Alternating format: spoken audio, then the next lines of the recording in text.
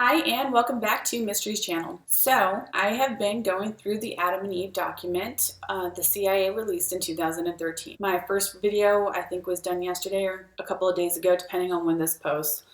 And I want to make a couple of clarifications on the video. One, I don't know that Chan Tomas ever worked for the CIA. I have no idea at all, and I'm not trying to infer that. Who knows? We'll never know for sure. I mean, he could have worked for him.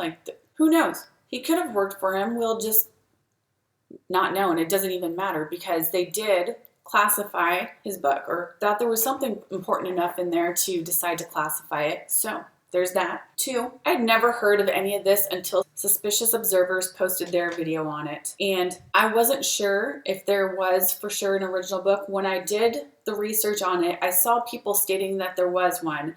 And so I just want to say thank you to Roxy, because she posted a link in my last video under my pinned comment. She posted a link to the uncensored full version of the book. So if any of you guys are interested in it and don't want to go to the CIA website, thank her and leave her a like, because that was pretty badass. Thank you for that. And number three, I was posting this on Reddit and some people were commenting on the Life magazine books or pages that were in the book.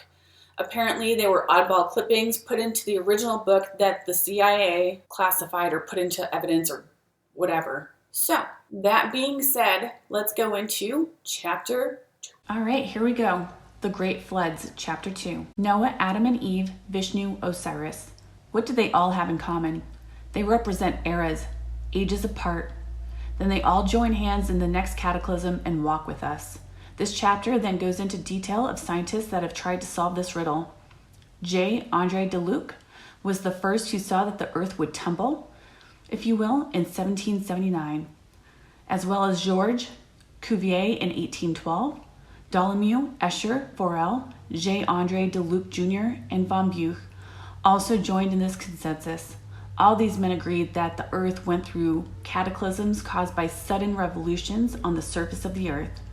Cuvier based his conclusions on stratigraphy, cooperative anatomy, and paleontology that every hemisphere of Earth, every continent exhibits the same phenomenon. These catastrophes are not gradual nor slow, but sudden. Velikovsky, Hapgood, and Brown amassed tremendous libraries of geological data attempting to answer the catastrophe phenomena.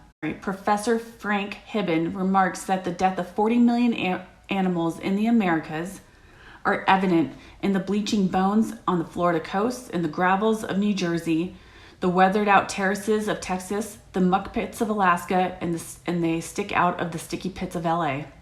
The bodies of the victims lie everywhere. It is a picture of quick extinction. In many places in Alaska, the muck blanket is packed with animal bones and debris in the trainloads. Mammoth, mastodon, bison, horses, wolves, bears, lions, in grisly heaps, torn apart and frozen in time. Hibben also writes that his first step was to gather all known accepted data from as many earth sciences as possible: stratigraphy, archaeology, glaciology, anthropology, paleontology, radiology, oceanography, seismology, and many other fields were used to answer this gnawing question. Correlations of all this data gave the answer. Not only did this data prove the concept that this happened, but also prove when the last 5 cataclysms were and what position Earth had been in for the last 35,000 years. By 1949, Cuvier believed that the cataclysms occurred every 65 to 10,000 years and that the last cataclysm was Noah's flood. Civilizations of 20,000 years ago, more advanced than we can imagine. Prehistoric legends of Greece, Egypt, India, and South America became history instead of legend. I'm now going to read verbatim what was written so that I don't infer my own thoughts. And I quote, "Yes, Vishnu came alive, a man who lived through a cataclysm 70,000 years before our time, actually 10 cataclysms ago. He is known as the Hindu god of 10 resurrections from the waters. Osiris too was discovered. He was the Jesus of his time, a man of Egypt some 15,000 years ago. Noah smiled at us from the pages of the Epic of Gilgamesh.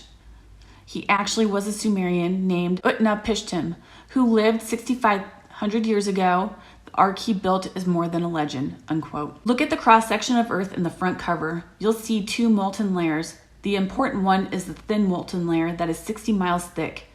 It is 60 to 120 miles down below the surface of the Earth. The thick molten layer is 1,800 miles down at the bottom of the mantle. Both molten layers are liquid. However, the inner magnetic and electrical structure of the Earth makes these layers act as if they were near solid or plastic. The ice caps of Antarctica and Greenland are not centered on Earth's axis, and because they rotate on the poles, they swing towards the equator. It works for the Earth as long as the molten layers act as a solid and the shell won't shift. However, every 6,500 to 10,000 years, the magnetic and electrical orderliness of Earth is disrupted, causing the molten layer to act as a liquid, allowing the ice caps to swing down towards the equator, while pulling the entire shell of Earth around the inside. In a quarter to a half of the day, all hell breaks loose and the poles move to the equator. The atmosphere and the oceans don't shift. They keep rotating west to east at the speed of about 1,000 miles per hour.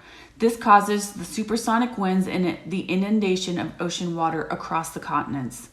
The cause is a literal atomic explosion in the Earth. A natural power plant is a basic structure of the universe.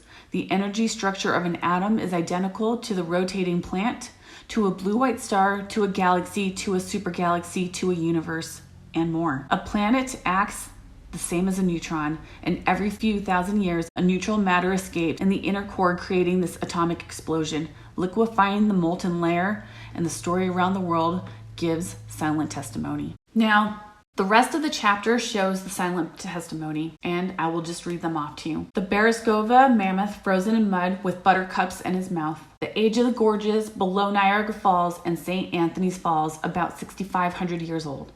The sudden end of the Laurentian Basin ice cap in Canada, about 11,500 years ago. The uninterrupted years of evolution on the Galapagos Island, over 11,000. The geological datings in the Murrumbidgee River Basin system in Australia, showing the end of the ice cap there about 11,500 years ago. The age of fossil bones taken from the Wilshire Boulevard tar pits, over 11,000 years. The sudden end of all work in the prehistoric city of Tiwanaku, Peru, 9,555 BC, or 11,500 years ago. Leonard Woolley's great work in the Holy Land, dating Noah's flood at about 6,000 years ago. The end of the Wisconsin ice cap, about 29,000 years ago. The sudden 200-foot rise of the oceans all over the world, 6,000 to 7,000 years ago. The sudden rise of the St. Lawrence River bed, 6,500 years ago. The changing levels of the shoreline in the Hudson Bay.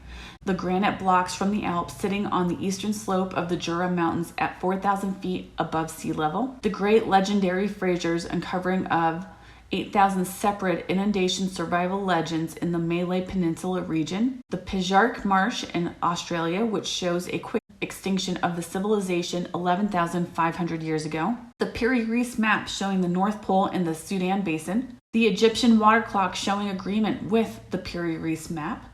Granite on top of the mountains around Death Valley in California.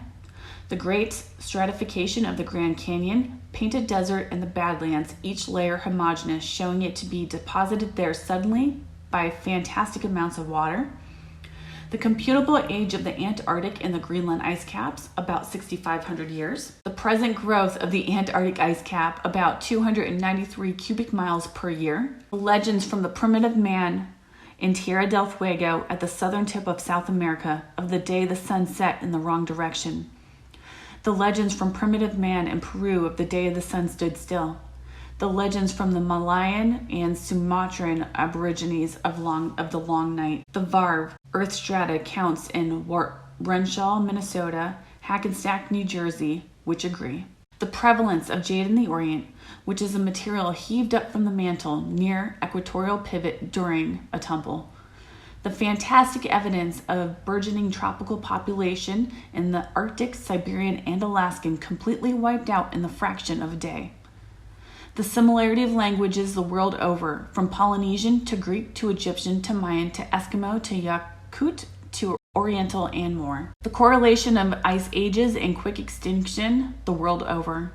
The survival of primitive life at the equatorial pivot points, the last two being the Malay Peninsula and the Galapagos, now rife with lizards. The extinction of coral reef on the floor of the Arctic Ocean, and more and more and more and more. give us a historical picture of the Earth's shell during the past 35,000 years. The overwhelming evidence, when put in order, gives a dramatic picture of which areas have been at the North Pole when they moved to the pole and how long they were there. North Pole eras. Start and duration. The Arctic Ocean started about 6,500 years ago. The Sudan Basin started 11,500 years ago, ended 6,500 years ago. The Hudson Bay start 18,500 years ago, end 11,500 years. The Caspian Sea, 29,000 years ago, end 18,500 years ago. Wisconsin, 35,000 years ago it started, ended 29,000 years ago. Yes, Noah, Adam and Eve, Osiris, Taora, Zeus and Vishnu have much deeper meaning now. And as they join hands and walk with us, we hear Adam and Eve saying, "Listen, for now we can truly share our story with you." And that is the end of chapter 2, people. As always, I want to say thank you. Thank you for clicking on my videos and checking it out.